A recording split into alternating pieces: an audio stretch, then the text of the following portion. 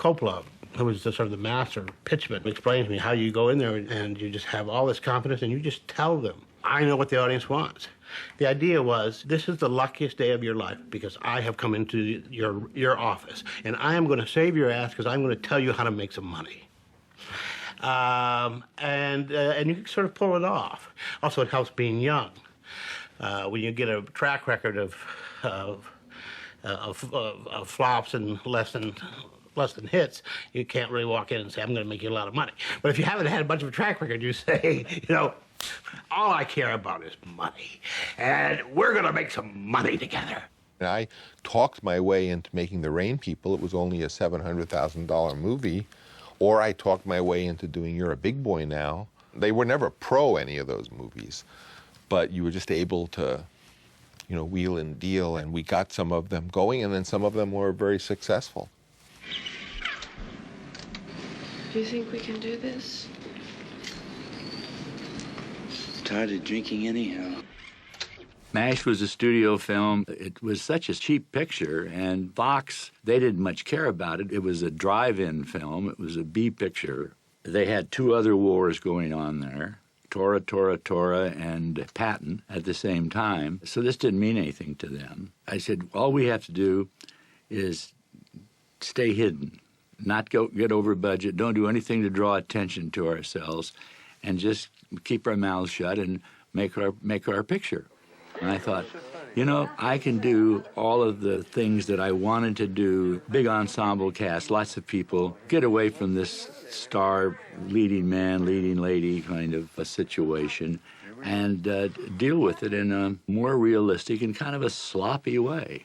What are you two hoodlums doing in this hospital? Ma'am, we are surgeons and we are here to operate. We're just waiting for a starting time, that's all. You can't even go near a patient until Colonel Merrill says it's okay, and he's still out to lunch. Look, Mother, I want to go to work in 1 hour. We are the pros from Dover, and we figure to crack this kid's chest and get out to the golf course before it gets dark. So you go find the gas passer and you have him pre-medicate this patient. Then bring me the latest pictures on him. The ones we saw must be 48 hours old by now. Then call the kitchen and have them rustle us up some lunch. Ham and eggs will be all right. Steak would be even better. And then give me at least one nurse who knows how to work in close without getting her tits in my way.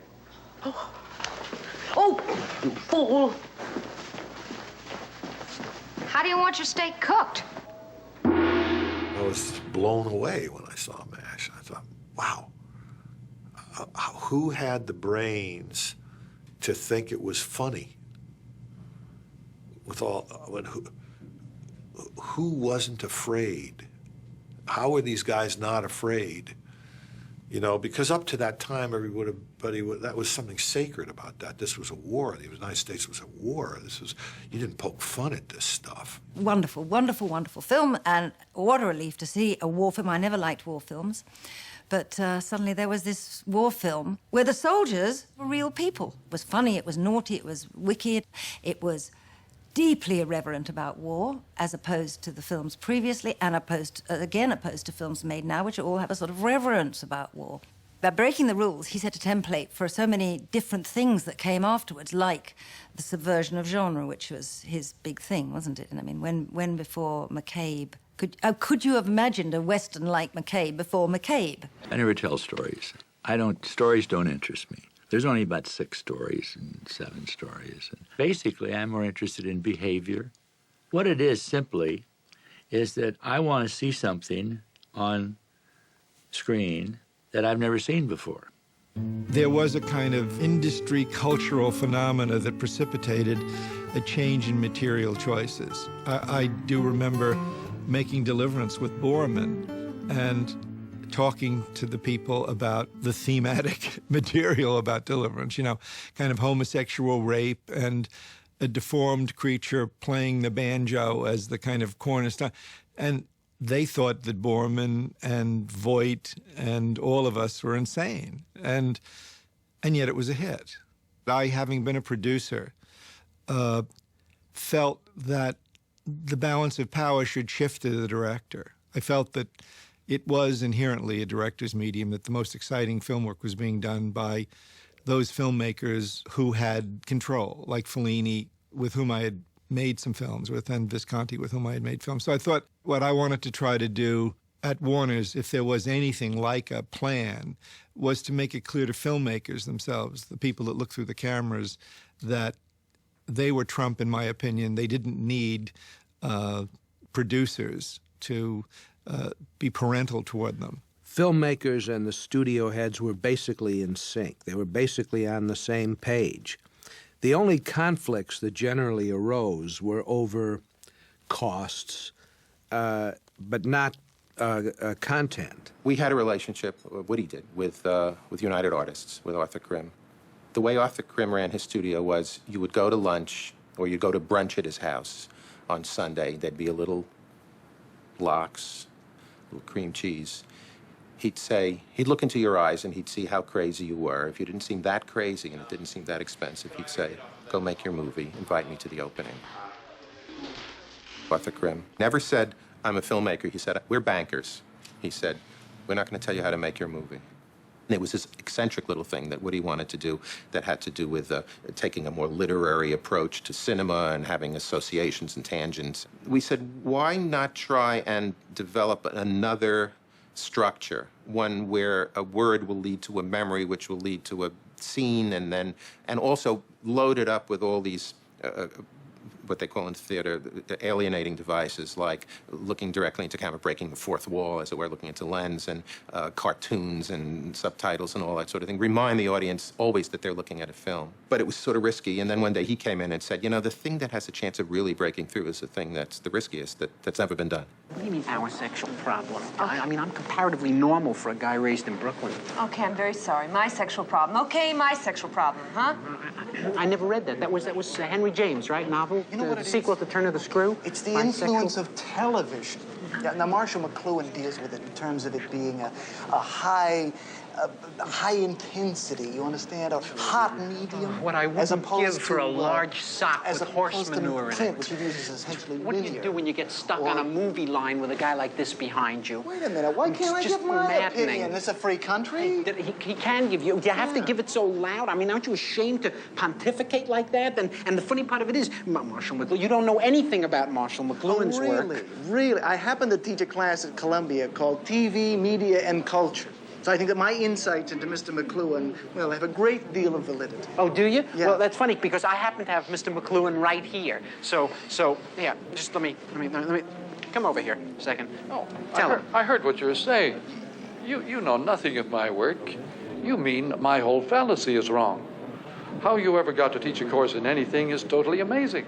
Boy, if life were only like this. I had a very sort of privileged entrance into this whole thing. Through the association with Woody. He had done a lot of the groundwork, and I kind of went to school with him. I kind of watched the way he navigated all of these problems with the studio and content, and he always used to say, if you act like an artist, they'll treat you like an artist. Mike wrote Thunderbolt and Lightfoot. He was a commercial director. I'd never read anything by him before, but I read this script, and I loved it. The first time I read it, I thought, yeah, this guy is really out there. So I said, yeah, let's take a chance on him as a first-time director. You want your run-of-the-mill basket case, this guy's definitely made out of lunch. What kind of a mind is writing this? This guy is bizarre, but fun.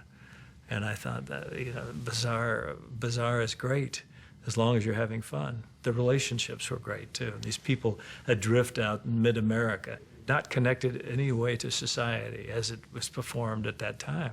And I thought, this is a great little comment on our times and a lot of feelings that everybody had who are adrift or don't know where they're going in life. I got a stick back kid. He feels trapped. I can imagine. Well, I felt that way, hadn't you?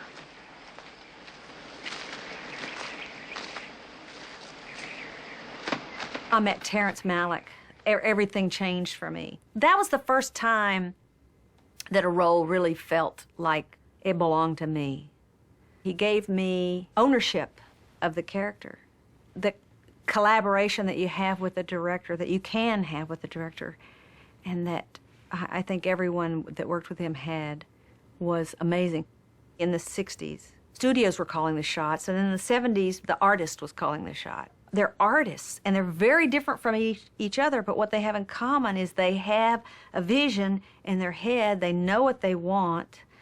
They, as young as they were, they all had their own technique and their own process that worked.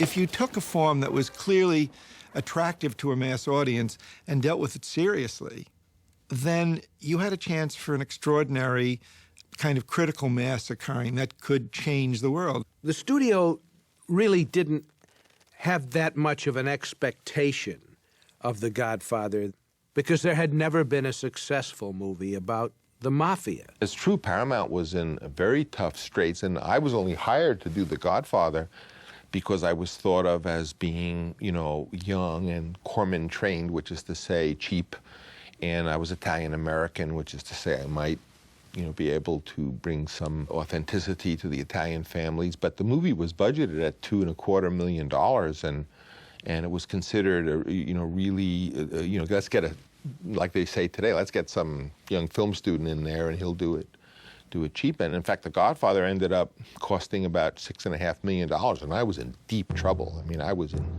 very serious trouble until the film turned out to be successful.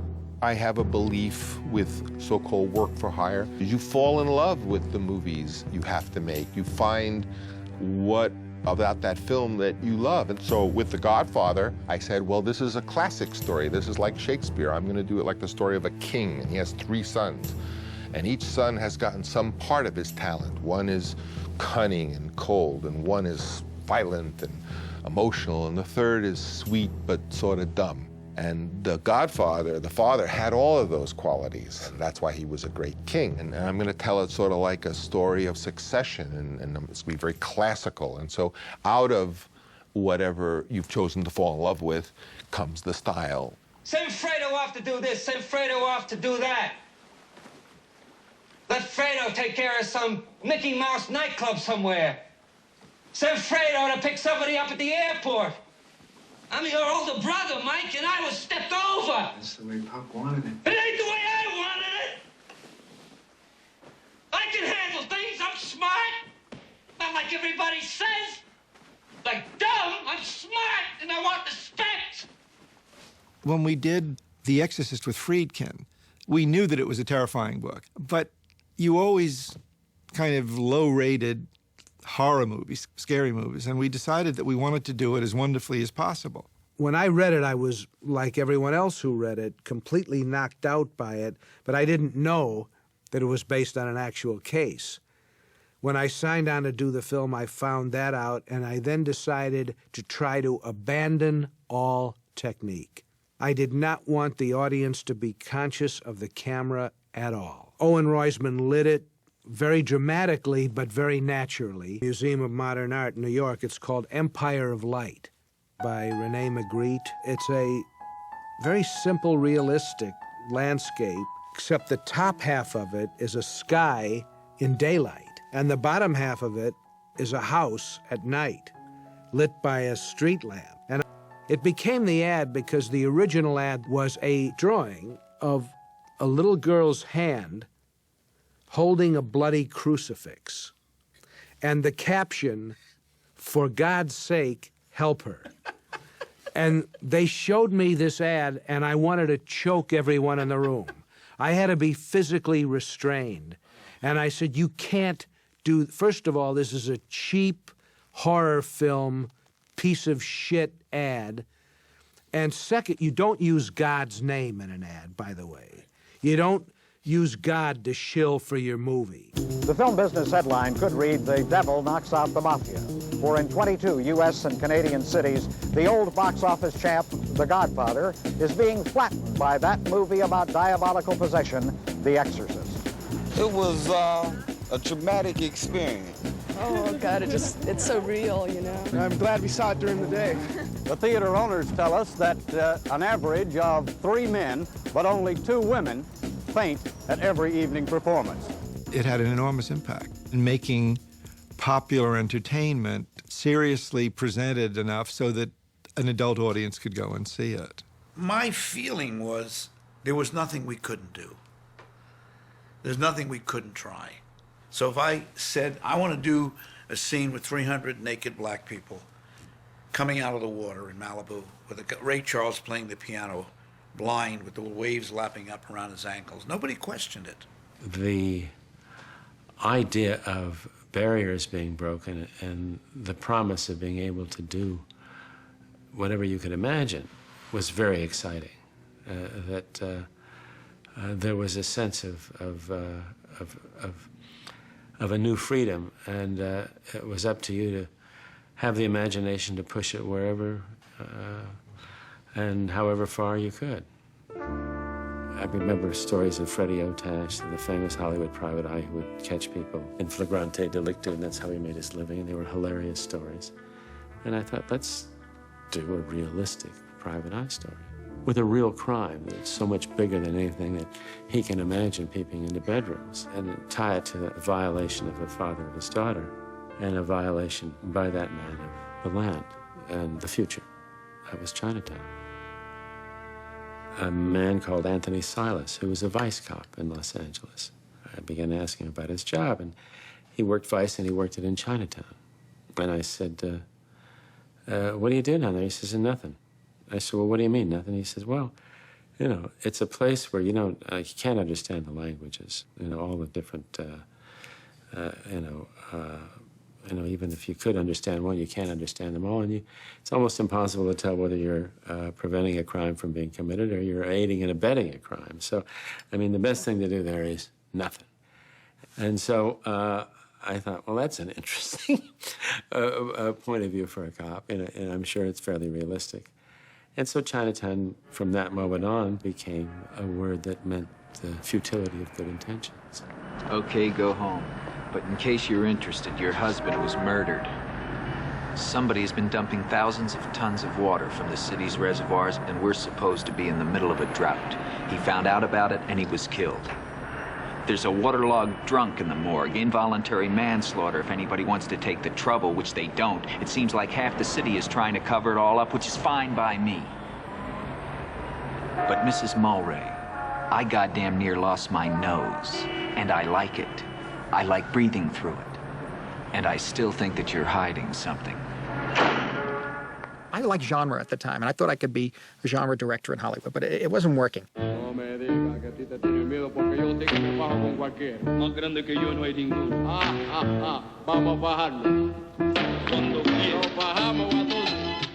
couldn't seem to work within the conventions of the genre. I felt I could express myself more in the terms of what I saw as European cinema, and yet I appreciated the personal cinema coming out of the Hollywood system, which is a very different kind of personal cinema than European.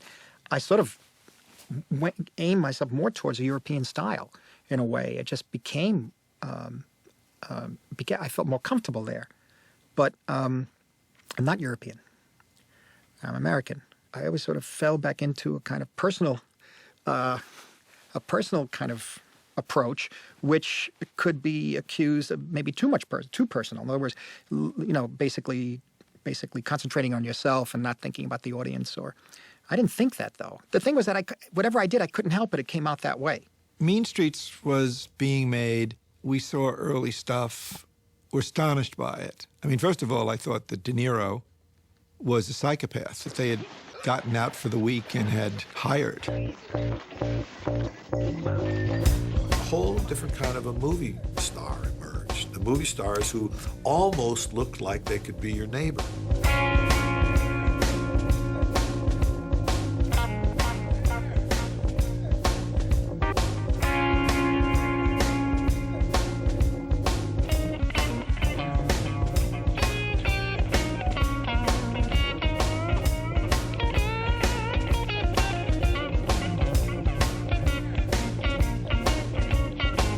And Al turned out to be heart-stoppingly exciting. You know, it was a film that was made for him. I said to the cast, look, the only way I know of avoiding any sensationalism and any sense of exploitation is if you make this so much your own that they see nothing but human beings up there. The humanity of it will stop any sense of outrageousness, because they're going to want to go. You know, on a Saturday night at the Loews Pitkin, some guy from the balcony is going to yell, "You fucking fag," you know, and boom, and we're off. Or laugh at a place that's impossible.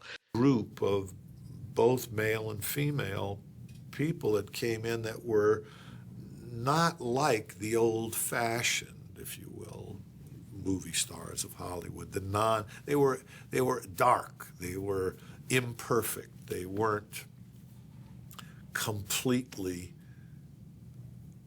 godlike. Jack and I always looked at the business kind of as a generational thing. So Brando, McQueen, Paul Newman, that group of guys was always ahead of us. We dismissed them. They were gone. I mean, they were movie stars while we were in high school, and yet they were young guys. So it wasn't about catching anybody. It was just being allowed to audition for the roles they got. Why should they have a corner on the market? We can act. Yeah, we don't look like they do. We're not handsome like they are, but we're fucking interesting. And we were interesting because we were honest. Oh, Christ, Jason, will you wake up for 1 minute? Will you open your eyes? Open your ears! Okay. The big problem is where to dump me, isn't it? Well, isn't it? No, ma'am, never. So get a grip on yourself. Bob Rafelson was an extremely smart guy, and I think one of the most important directors of that period, you know, with 5 Easy Pieces and this film, which I think was an important film, although it wasn't appreciated until 10, 15 years later. I go to see Rafelson, and he says to me, I'm doing a movie called The Philosopher King. And I got Nicholson, and I want you. But he says, I want to make the movie differently than anybody in Hollywood would make it. I want to switch the roles. I want you to play the up vibe guy and Jack to play the down vibe guy. And that's kind of typical of the attitude of the time and of Bob Rafelson and of BBS, which is, this is the conventional or the expected thing to do, let's flip it and do it the opposite. And I think one of the things that makes the film so interesting is to see Jack in that kind of role, in that introverted, intellectual and unphysical and nerdy kind of role. And to see Bruce in the dominant position instead of the kind of second banana to Jack. I thought they were wonderful. What it seemed like to me was like boys had been let out of school. So it was like school's out. So the energy was unbelievably high. And that's what I think characterizes North American filmmaking of the 70s, is the energy. That inimicable American male energy. And it's fantastic, but it wasn't a great time for women. Hey, yeah.